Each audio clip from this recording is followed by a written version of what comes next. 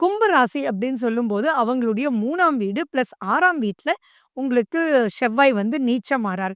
அப்ப 6ஆம் வீடு அப்படின்னா என்ன? வம்பு, வழக்கு, கோர்ட்டு, கேஸு, கடன் எல்லாமே வச்சுக்கோங்களேன். அப்ப அந்த இடத்துல முடியிற மாரி இருக்கும். இதுதான் ஃபைனல் பேமெண்ட்டுங்க. நீங்க குடுத்துட்டீங்கன்னா, நான் உங்களுக்கு 10 நாள்லலாம் பணம் குடுத்துருவேன்னு சொல்லுவோம். சீட்டு போட்டுருக்கான்னு வச்சுக்கோங்க. அத நம்பி இவர் வந்து நெறைய விஷயத்துல கமிட்மெண்ட்ட நான் குடுக்குறேன்னு சொல்லிட்டு இருப்பாரு. இவர் ஆனா கும்பராசி கரெக்ட்டா பணத்தையும் குடுத்துருவாரு. ஆனா 10 நாள் குடுக்குறேன்னு சொன்னவன், இல்ல முடியாதுன்னு 1 மாசம் கழிச்சுன்னு சொன்னா பரவால்ல. இப்ப என்ன சொல்றோம்னா 2 நாள்ல நான் குடுக்குறேன். இங்க 10 பேர்ட்ட 2 நாள்ல நான் குடுக்குறேன்னு சொல்லுவாங்க. அந்த மாரி இந்த பிரச்சனை பெருசாவே போயி கடைசில ஒருத்தர் குடுக்காதனால, இவங்களுடைய கமிட்மெண்ட்ஸ் எல்லாமே வந்து மைனஸ் ஆயி போயிட்டுருக்கும். அப்ப அவங்களால பிரச்சனைய தாங்கவே முடியாது. சனி பகவானுடைய வழிபாடும் ரொம்ப முக்கியம். பொதுவாவே சனியும், செவ்வாயும் அவ்ளோ நல்ல ஒரு நட்புன்ற ஒரு விஷயம் கிடையாது. அப்ப மறைமுக எதிரிகள் நெறைய உருவாகுறது கும்பராசிக்கு இந்த காலகட்டம் தான்.